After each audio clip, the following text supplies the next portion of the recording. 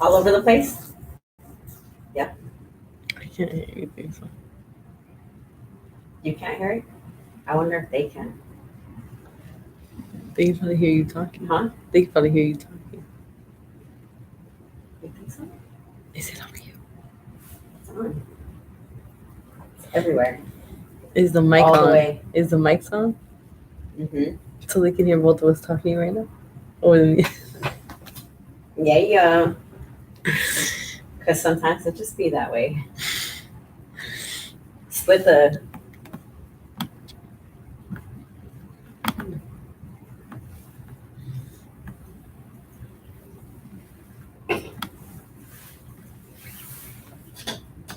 So I think I'm live, but I'm not really sure. You guys have no idea about the challenges that we go through to navigate this whole system. And it looks like it's not a lot. Like it looks like there's nothing really going on because we're here and we're like, hey, it's all nice and sunflowers and daisies. But really, there was a lot of challenges this morning. So we apologize for being late. First, I want to give a shout out to the music intro. I'm hoping that you guys were able to hear it. I'm not really sure if you guys were able to hear it, but fingers crossed, because that dope track was from Mr. Kendrick Dial for providing us with a sick hitting intro. He's a San Diego artist. He's a frontman of Lyrical Groove. It's a bomb group here in San Diego. They do a lot of live performances. I'm very familiar with him. We worked together at the Old Globe Theater through as a teaching artist. So he's super dope. So again, the name of the group is Lyrical Groove. So if you get a chance, go ahead and look them up. Listen to some of their music. They got a really, really good positive vibe. So thank you, Mr. Kendrick Dial, for providing us with a sweet little intro for youth empowerment. So my name is Nikki Martinez. I'm here at Youth Empowerment. This is Victoria's Voices. As you guys can see, Arthur is not here. So it's just me. Sorry, this is what I'm bringing today.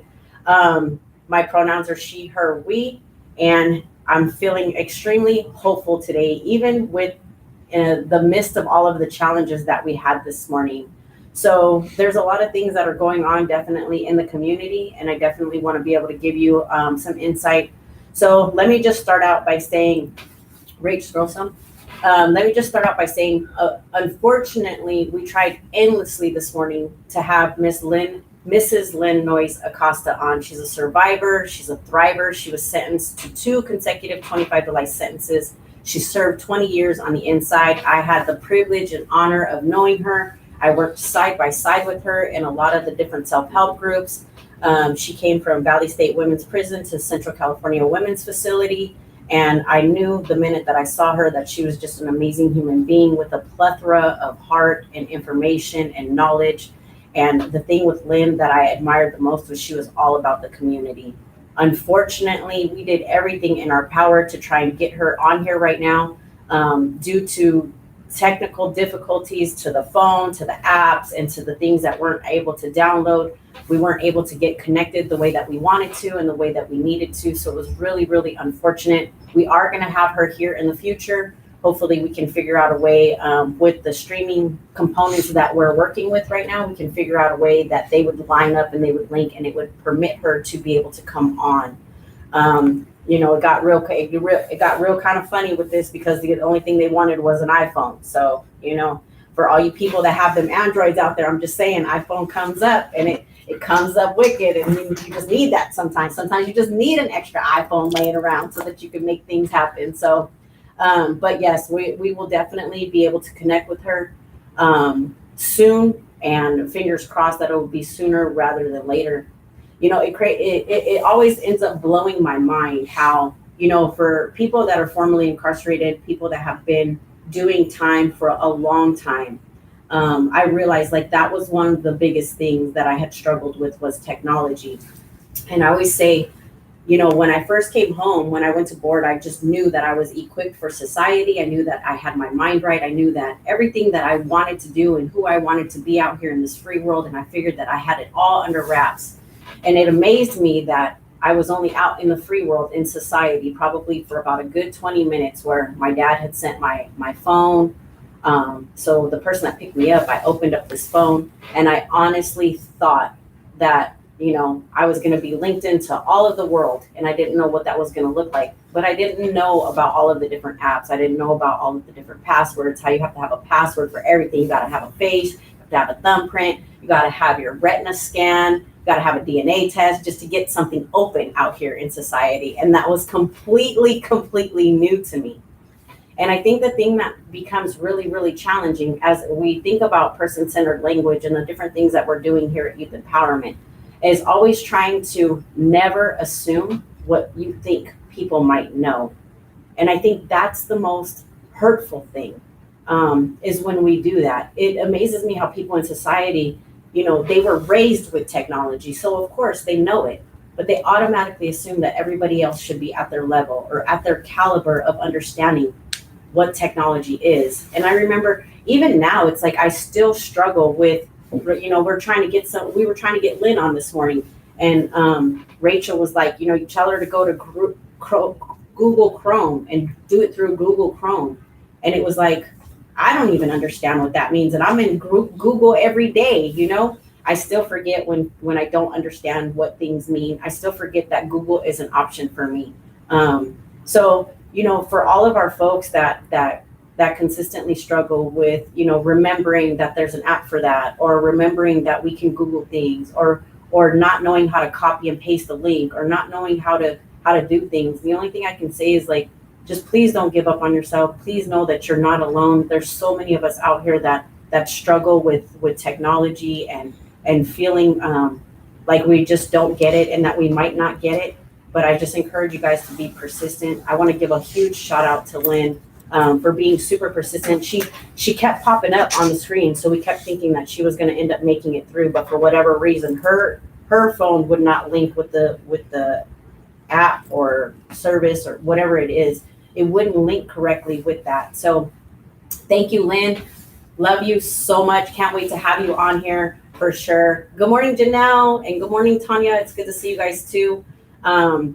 So we can't wait to have Lynn back, and hopefully we can get all of that worked out. Scroll up some. No, other way. Before we get started with everything that's happening, I just want to give really thoughtful and I'm trying not to fall apart right now, guys.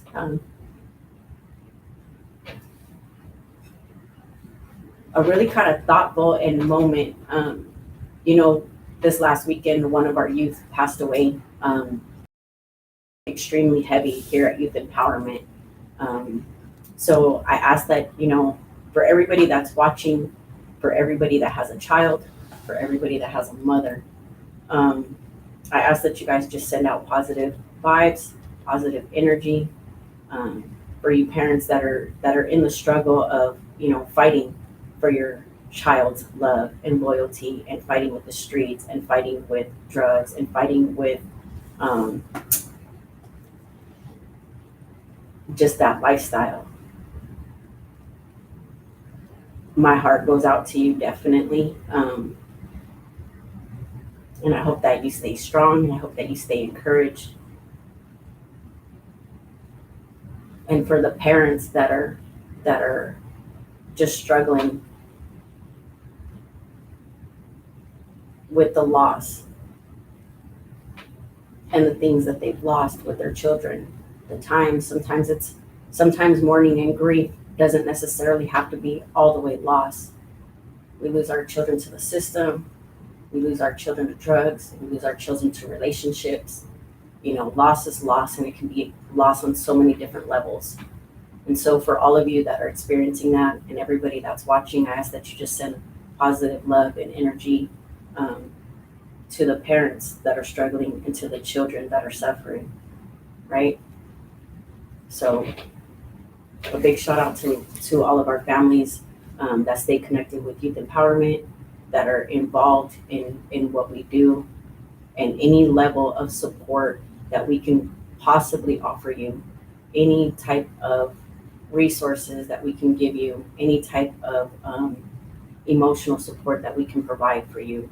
We are definitely here for that. So thank you. With that being said, go back up a little bit more, a little bit. Down a little bit more. Right there. Okay. With that being said, here we go. You ready? So we're celebrating Hispanic Heritage Month. It starts tomorrow. This is celebrating Hispanic and Latinx heritage from September 15th to October 15th, celebrating the history and the countless contributions that our culture has made to this nation over the years. I just want to acknowledge that definitely. So we're gonna do what we can to make sure that we honor that and celebrate that. Rich, scroll down. And celebrate, but be safe. Please be safe in your celebratory celebrations. Please be safe. That's all I ask. So I'm gonna lead into a quote. So one day you will tell your story of how you've overcome what you're going through now, and it will become a part of someone else's survival guide.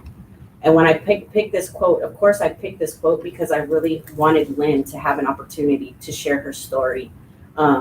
Her voice is extremely powerful, and the things that she has overcome and the things that she has survived, I know without a shadow of a doubt that it would definitely touch somebody's life. It would definitely be a survival guide for somebody in their experiences and maybe what they're going through. And you know, the thing with Victoria's Voices is what we try and do is we try to connect on a whole different level, right? It's more than just a podcast. It's more than just a Facebook Live. We want to be able to connect with our people, and we want to be able to empower them and build them up. And I think that's the whole point of elevating stories and elevating voices. And with her, I honestly believed that she was going to have the ability to create somebody a survival guide, because she has that. She's just equipped by nature to do something like that. So she's pretty amazing. So I can't wait to have her on in real life. Hot Rich. Yes. Yes. I get a big head nod from Yeah. Okay, so I'm gonna get into some high demands and some high asks right now for our folks that watch with on our Facebook Live, on our YouTube, that follow us on Instagram. So for all of our people, we are providing services and classes that we would love for you all to be a part of. So if you're formerly incarcerated, if your system impacted, if you're a parent, if you have ever struggled with substance abuse, there's a couple of different classes that we have that we're getting ready to offer, and we definitely want you guys to be a part of it. So the very first class, and I know the minute that I say this, everybody's like, oh my God, like, but let me tell you, this class is like super, super amazing.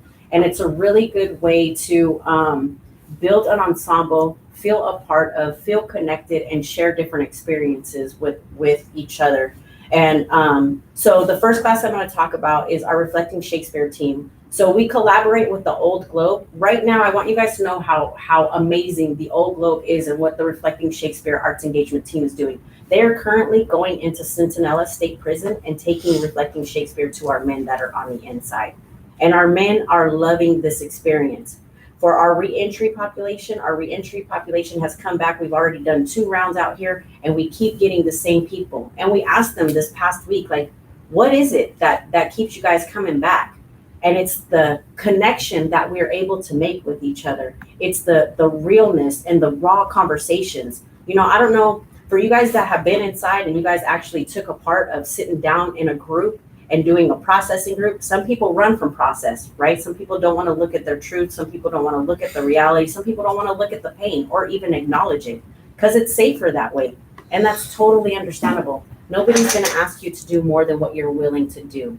And the thing with this place is with the Reflecting Shakespeare, it's definitely a safe space to share, but it's also a place to have fun. And we have agreements that talk about that. We talk about, you know, what's it going to take for us to have fun, but also what's it going to take for us to feel safe.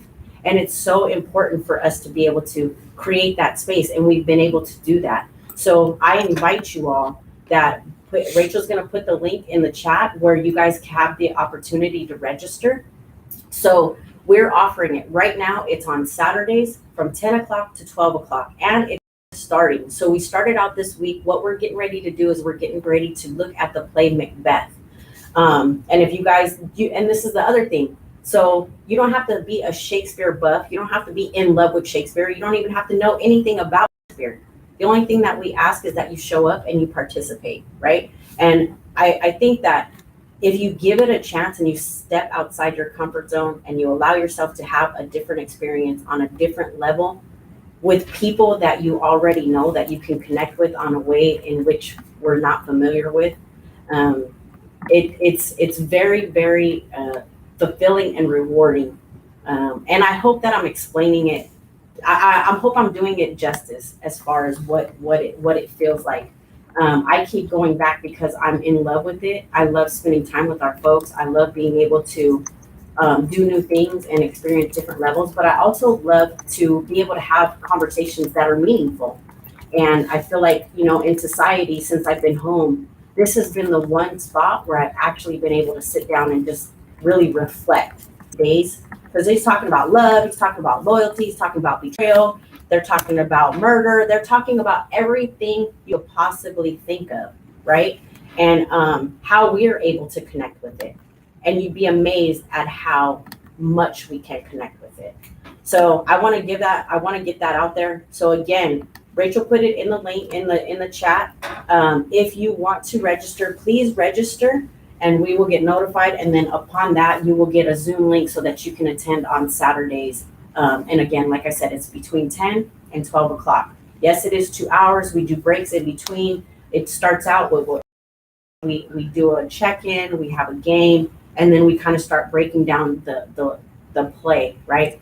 And it all leads into a final presentation. And with the final presentation, your family can come. It'll be all via Zoom, so people in the other states can come and they can watch you perform. It's really pretty amazing. So I encourage you guys to take advantage of that if you're interested.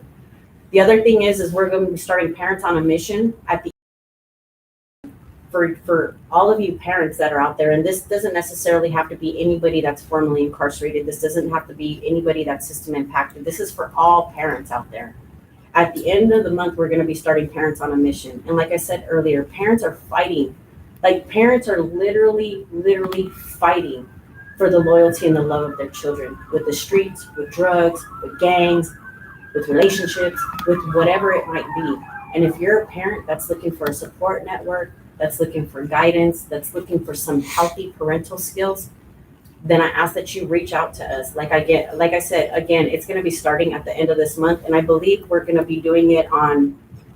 We hadn't decided on the day. Was either going to be like a Monday, Wednesday. It's probably going to be on a Wednesday evening. No, not Wednesday. Or not, or maybe not. To be determined. That's the two TBD right there. So you'll get it though. But it is going to start at the end of this month for sure. Parents on a Mission is going to start at the end of this month. So if you guys are interested, please make sure that you guys reach out. Angelique, thank you so much, sis. I know you registered. I cannot wait to spend this Saturday with you for 2 whole hours. We are going to live it up doing Reflecting Shakespeare. Woo-hoo! And thank you for registering. I appreciate it. The next group that I want to talk about is Seeking Safety. So that will also be starting at the end of the month. And that's also an amazing opportunity to do it with Reginald Washington. He's from Project Aware. He's the facilitator for that class. If you want to talk about substance abuse, if you want to talk about trauma. And I think that that's the other thing. A lot of us are formerly incarcerated, we're system impacted, and a lot of times we have become so desensitized from the trauma that we've experienced, and we don't even really want to acknowledge it, right? And with Reggie creates a safe space for us to be able to have those conversations, and he makes it so relatable and so safe. So if you're interested in doing the Seeking Safety, that's going to also start at the end of the month, and that's going to be an 8-week class. If you're part of the Board and State of Community Corrections, if you're one of my guys, and you know who you are, if you're one of my guys, if I have you registered, if I have you in our classes, if I enrolled you into our program, then you already know who you are. So you are the guys that I'm actually talking to, because you are the guys that I definitely want to be a part of this. With each class, just so you guys know, upon completion, there is definitely a stipend given. So you will be given a stipend for completing the program and your participation in the program. So as we're moving forward, you guys know that we're functioning from the trauma-informed care place. We'll be having some trainings that are going to be coming up for our young youth leaders that have been a part of our community, that have been with youth empowerment from the beginning. We're asking that you guys reach out to us, because we're going to have different opportunities for you all as well. And we want to definitely keep you guys linked in with everything that's getting ready to move forward. Our campaign is definitely moving and grooving. Shout out to Amanda Brown for helping that magic happen. Trisha Gooch for making that magic happen. We got a new executive assistant, Alexis Crispo, and let me tell you, she is fire. So we're super grateful to have her on board. And so we're moving and we're grooving and we're doing things so that we can be more active inside of the community. And we're really grateful for all y'all's support. And so thank you guys so much. With that being said, I think I'm not going to keep you guys long, because nobody wants to hear this face talking for that long. But here we go. So I'm gonna close out with a quote. And I think for me this past week, I forgot to start out with how I'm feeling, and I'm feeling like a little discombobulated with everything. I'm still trying to find a place to live. I'm still trying to buy a house. I've been rejected already like 5 times. I got my 6th bid in right now, so fingers crossed. We'll see what happens. I have no attachment to no outcome for anything anymore, so it's no big deal. But I think about, the different places and stages and where I'm at with my life. And for all of us that have been in the system, and for all of us that have the support networks that we need, for the people that understand the trauma that we've experienced, that don't give up on us, that don't dismiss us, that are there continuously supporting us. And maybe they don't understand exactly what it is that we're going through, but they have the empathy and compassion to at least hear what we're going through. So I encourage you guys to just understand that trauma is definitely real. And I'm looking forward to bringing the Trauma-Informed Care Code of Conduct to the stage and to the plate, because I feel like it will expand everybody's mental capacity, and maybe even their heart and their love, in how it is that they work with us, how it is that they love us, how it is that they appreciate us, because damage can get done when we're not received in that way. So with that, I'm going to close out with a quote. A note to anyone who needs to hear it: we don't get over or move on from our trauma.